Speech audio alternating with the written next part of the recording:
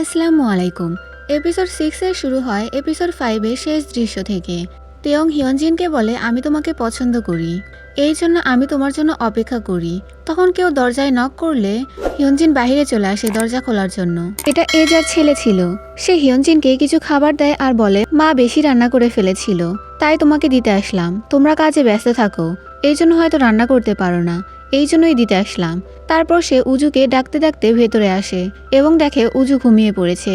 তখন তেয়ং বাহিরে আসে। সে তেয়ংকে দেখে বলে তোমরা কাপল না, এটা আমি জেনে গেছি। তাকে এটা প্রতিবেশী মহিলাটি বলেছে যার সাথে হিয়নজিনরা ক্যাম্পিংয়ে গিয়েছিল। তেয়ং মুখ বেঁকিয়ে বলে এই বিল্ডিংয়ে কোনো খবরই গোপন থাকে না। তারপর হিয়নজিন এবং তেয়ংয়ের চোখাচোখি হলে সে লোকটিকে নিয়ে বাহিরে চলে যায়। এদিকে তেয়ং আয়নায় নিজেকে দেখে বলে আমি এই অবস্থায় হিয়নজিনকে প্রপোজ করলাম। সিন কাট হয়ে সকালের সিন দেখানো হয়। তেয়ং বাহিরে এসে হিয়নজিনকে ঘুমিয়ে থাকতে দেখে। সে গিয়ে পর্দা ঠিক করে দেয়, কারণ আলো এসে হিয়নজিনের চোখে লাগছিল। সে হিয়নজিনকে দেখতে থাকে। তখন তার রাতের কিছু কথা মনে পড়ে। রাতে হিয়নজিন বাসায় এসে তেয়ংকে পানি পটি দিয়ে দিচ্ছিল আর বলছিল এত অসুস্থ হয়ে গেছো, এটা আমাকে বললেই তো আমি আজকে বাহিরে যেতাম না। তেয়ং ধীরে ধীরে বলে আমি যাদের চেয়েছি আমার পাশে থাকতে তারা সবাই আমাকে ছেড়ে চলে গেছে। হিয়নজিন তেয়ংয়ের কপালে টাচ করে আর বলে আমি আছি, আমি কোথাও যাব না। এগুলো মনে করে তেয়ং মনে মনে হাসছিল। সিন চেঞ্জ হলে দেখি হিয়নজিন তেয়ংয়ের জন্য পরেজ বানায়। সে জলদি জলদি খেতে নিয়ে মুখ জ্বালিয়ে ফেলে। তেয়ং তাকে পানি দেয়। হিয়নজিন বলে আমার কাজে যেতে হবে। সে অনেক তাড়াহুড়ো করছিল। তাকে দেখেই মনে হচ্ছিল সে অনেক বেশি নার্ভাস ফিল করছে। এরপর সে উজুকে বাই বলে চলে যায়। বাহিরে আসতেই হিয়নজিনের কাছে একটা ডে কেয়ার সেন্টার থেকে কল আসে, যেখানে সে উজুর জন্য অ্যাপ্লাই করেছিল। মহিলাটি জানায় এখন একটা সিট ফাঁকা আছে, সে উজুকে পাঠাতে পারে। কল কাটার পর হিয়নজিন ভাবে তেয়ংকে তাকে বলা উচিত আজকে উজুকে ডে কেয়ার সেন্টারে নিয়ে যেতে। সে কল করতে গিয়ে ভাবে না কল করা হবে না, তাই সে তেয়ংকে SMS করে। এদিকে তেয়ং উজুকে বলে তোমার খালামণি আমার জন্য পরেজ বানিয়েছে। আজ পর্যন্ত এমন কখনো হয়নি যে আমি অসুস্থ হলে কেউ আমার খেয়াল রেখেছে। তখন তেয়ং হিয়নজিনের SMS পায়। হিয়নজিন বলে উজুকে ডে কেয়ার সেন্টারে রেখে এসো। তেয়ং উজুকে দেখে ভাবে সে তো এখনো অনেক ছোট। এরপর তেয়ং উজুকে রেডি করার চেষ্টা করে। উজু বারবার তার মোজা খুলে ফেলছিল। যাই হোক, অনেক পরিশ্রমের পর তেয়ং তাকে রেডি করে ডে কেয়ার সেন্টারে আনে। মহিলাটি তাকে বলে আপনি উজুর বাবা। তেয়ং বলে আমাকে দেখে আপনার বাবা মনে হচ্ছে, আমি উজুর চাচ্চু। তখন মহিলাটি তাকে একটা ফর্ম দেয় এবং সেখানে অ্যাড্রেস, এমার্জেন্সি নাম্বার সব দিতে বলে। তেয়ং সব ডিটেলস লিখে উজুকে দেখতে থাকে এবং সে ইমোশনাল হয়ে যায়। এরপর উজুকে রুমে ছেড়ে মহিলাটি তেয়ংকে বলে যাওয়ার আগে আপনার উজুর সাথে কথা বলা উচিত। আপনি তাকে বলবেন আপনি কাজে যাচ্ছেন আর কাজ শেষ করে আপনি তাকে নিতে আসবেন। এগুলো বলা বাচ্চার গ্রোথের জন্য ভালো। তেয়ং ভেতরে আসে এবং উজুকে দেখে নিজের ছোটবেলার কথা ভাবতে থাকে। সে তার ভাইয়ের জন্য কত অপেক্ষা করেছে, কিন্তু তার ভাই কখনো তাকে নিতে আসেনি। উজু তেয়ংকে দেখে দৌড়ে তার কাছে আসে। তেয়ং বলে আমি কাজে যাচ্ছি, তোমার ডাইপার, খাবার, এই সব কিছুর জন্য। সন্ধ্যায় হিয়নজিন তোমাকে নিতে আসবে। উজু তেয়ংকে জড়িয়ে ধরে। তেয়ং অনেক ইমোশনাল হতে থাকে। উজুর জন্য তার একটা অদ্ভুত টান ফিল হতে থাকে। বাহিরে এসেও সে বারবার পেছনে ফিরে তাকাচ্ছিল। এরপর তেয়ংয়ের মনে হয় হিয়নজিনকে উজুর আপডেট দেওয়া উচিত, তাই সে হিয়নজিনকে SMS করে। কিন্তু সে ভুল করে উজুর ছবি না পাঠিয়ে নিজের ছবি পাঠিয়ে দেয়, যা সাথে সাথে হিয়নজিন দেখে ফেলে। তার সাথে সেয়ংও ছিল, সেও ছবি দেখতে পায়।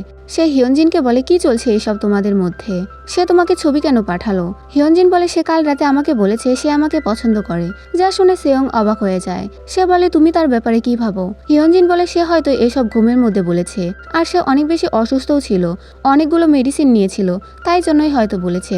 সিয়ন বলে এটা আমার প্রশ্নের উত্তর হলো না, আর এখন তো তোমার সিনিয়র উসংও তোমার প্রতি অনেক বেশি ইন্টারেস্ট দেখায়, কিন্তু তুমি তেয়ংয়ের ব্যাপারে কি ফিল করো। তখন হিয়নজিন ভাবতে থাকে কিভাবে তেয়ং তাকে বাঁচিয়েছিল, তার কেয়ার করেছিল। হিয়নজিন বলে আগে আমি ভাবতাম সে অনেক বেশি গম্ভীর এবং বদমেজাজি একজন মানুষ, কিন্তু এখন আমি জানি ছোট থেকে সে একা ছিল, সে একা অনেক কিছু সহ্য করেছে।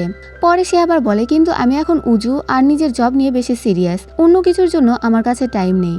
অন্যদিকে তেয়ং ভাবে সে আমার ছবি দেখেও কোনো রিপ্লাই করলো না কেন। সিন চেঞ্জ হলে হিয়নজিনদের মিটিং করতে দেখি। এরপর উনসিয়ং হিয়নজিনকে নিয়ে একটা ক্যাফেতে এসে তাদের কলেজ টাইমের পছন্দের জুসটি অর্ডার করে। হিয়নজিন বলে তুমি এটা এখনো মনে রেখেছো। উনসিয়ং বলে হ্যাঁ অবশ্যই। তারপর উনসিয়ং বলে কলেজের পর থেকে তার একটাও গার্লফ্রেন্ড হয়নি। হিয়নজিন বলে মিথ্যা কেন বলছো তুমি, তুমি তো কত টল হ্যান্ডসাম। বলতে বলতে সে থেমে যায়। উনসিয়ং বলে থামলে কেন, বলো বলো। হিয়নজিন হেসে বলে সবসময় তুমি আমার মুখ থেকে কথা বের করে নাও। এরপর উনসিয়ং উজুর ব্যাপারে জিজ্ঞাসা করে। হিয়নজিন বলে সে ডে কেয়ার সেন্টারে আছে। তেয়ং তাকে সামলাতে অনেক বেশি হেল্প করে। উনসিয়াং বলে তোমরা আরও কতদিন একসাথে থাকবে। হিয়নজিন বলে খুব বেশি দিন নয়, শুধু 1 মাসের জন্যই সে এখানে থাকতে এসেছিল, খুব জলদি চলে যাবে। উনসিয়াং বলে ভালো, না হলে তুমি একটা ছেলের সাথে থাকো, এটা শুনে অদ্ভুত লেগেছিল। সিন চেঞ্জ হলে আমরা দেখি অ্যামিচুর ম্যানেজার অর্থাৎ তার হাজবেন্ড তেয়ংকে বুঝিয়ে দিচ্ছিল যে কখন অ্যামিচুকে কি দিতে হবে, আর সে রেগে গেলে চুপ থাকতে হবে। এত কিছু শুনে তেয়ং বলে আমাকে এত কিছু সহ্য করতে হবে। ম্যানেজার বলে হ্যাঁ। এরপর তিনি চলে যায়। এরপর তেয়ং তার কাজে লেগে পড়ে। তার কাজ দেখে ম্যানেজার অনেক বেশি খুশি হয়, কারণ তিনি ভেবেছিল তেয়ংকে তার সব কাজ শিখিয়ে দিতে হবে, কিন্তু তেয়ং তার কাজে অনেক বেশি পারফেক্ট। অন্যদিকে দেখি হিয়নজিন উজুকে বাসায় নিয়ে এসে বলে আজ তোমার দিন কেমন কাটলো। উজু দৌড়াতে শুরু করলে হিয়নজিন তার পেছনে যেতে নেয়। তখন তেয়ং তার সামনে চলে আসে। তারা একে অপরকে দেখে একটু অকওয়ার্ড ফিল করে। তেয়ং ওয়াশরুমে যাওয়ার বাহানা দিয়ে তার রুমে চলে আসে। সে এসে ভাবে কি সব বলছিলাম এগুলো আমি।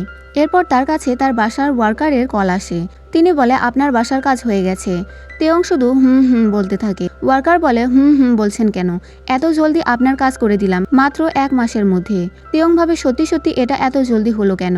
এরপর আমরা তাদের বসে উজুর জামা কাপড় গোছাতে দেখি। তেয়ং হিয়নজিনকে বলে আমি তোমাকে যা যা বলেছিলাম সব মন থেকেই বলেছিলাম, সিরিয়াসলি বলেছিলাম, কিন্তু আমি তোমাকে কোনো জোর করছি না, আমি শুধু নিজের ফিলিংস বলতে চেয়েছিলাম, তাই জন্যই বলেছি। হিয়নজিন বলে আমি ভেবেছিলাম এমনি বলেছ। তেয়ং বলে না, আমি সিরিয়াসলি বলেছি। তখন হিয়নজিন দেখে উজু তার ব্যাগে ড্রয়িং করে তা খারাপ করে ফেলেছে। উজু দুষ্টমি করে হাসতে থাকে। রাতে দেখি কোনো একটা অদ্ভুত লোক হিয়নজিনের ফ্ল্যাটের দিকে আসছিল। তখন উজু জেগে উঠে কান্না করতে শুরু করে। হিয়নজিন আর তেয়ং তাকে শান্ত করতে থাকে। তাদের আওয়াজ শুনে লোকটি চলে যায়। এরপর সকালের সিন দেখানো হয়। হিয়নজিন তাড়াহুড়ো করে অফিসে যাচ্ছিল। তেয়ং তার এমপ্লয় আইডি ফোন সব টেবিলেই রেখেছিল। হিয়নজিন উজুকে বাই বলতে আসলে তেয়ং তার মুখে একটা ব্রেড দেয়। হিয়নজিন বাসার বাইরে পুলিশদের দেখতে পায়, কিন্তু তার দেরি হয়ে যাচ্ছিল দেখে সে বেশি গুরুত্ব না দিয়ে অফিসে চলে যায়।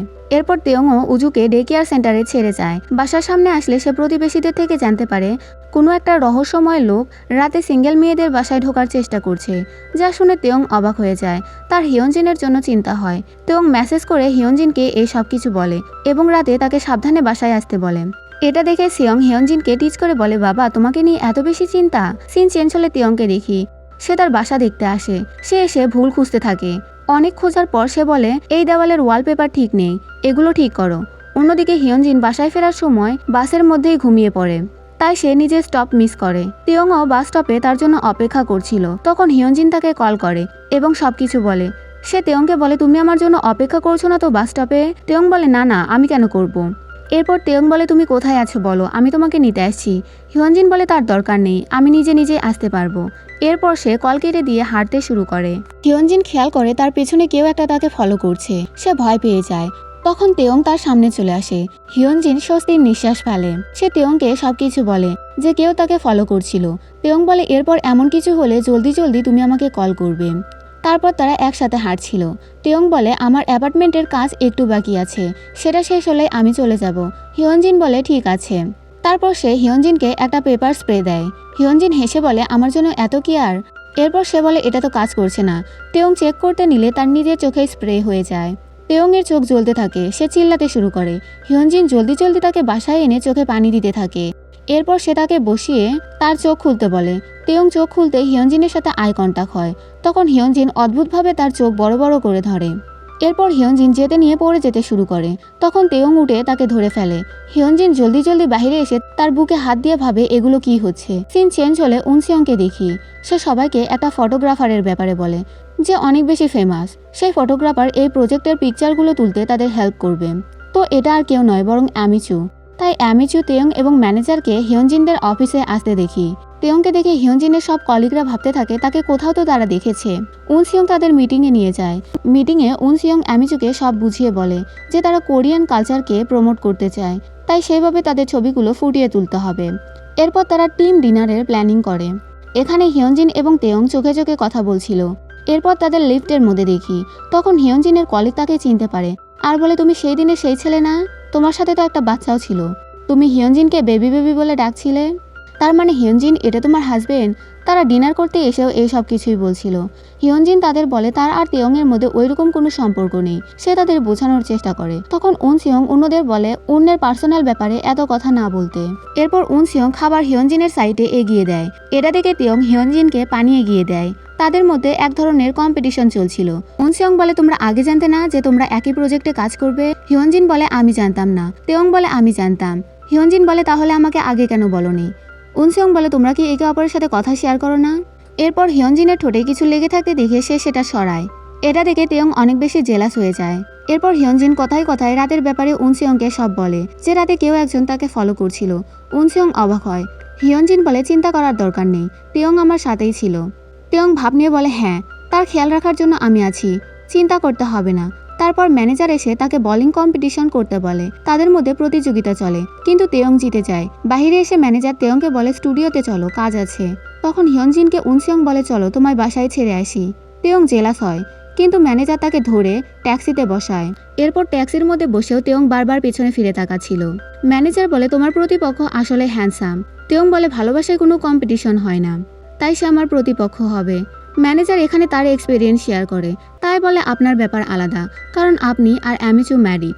অন্যদিকে হিয়নজিনকে উনসিয়ং একটা ব্রিজে আনে ফায়ার ওয়ার্ক দেখানোর জন্য। তারা যখন কলেজে পড়তো তখনও একসাথে ফায়ার ওয়ার্ক দেখতে চেয়েছিল, কিন্তু হিয়নজিন উনসিয়ংয়ের সাথে যেতে পেরেছিল না। তখন অতীতের কিছু সিন দেখানো হয়। যেদিন উনসিয়ং তাকে প্রপোজ করতে চেয়েছিল তখন হিয়নজিন জানতে পেরেছিল উনসিয়ং তার স্কলারশিপ হিয়নজিনের নামে করে দিয়েছে। এই জন্য হিয়নজিন তাকে মিথ্যা বলে তার কাছ থেকে চলে গিয়েছিল।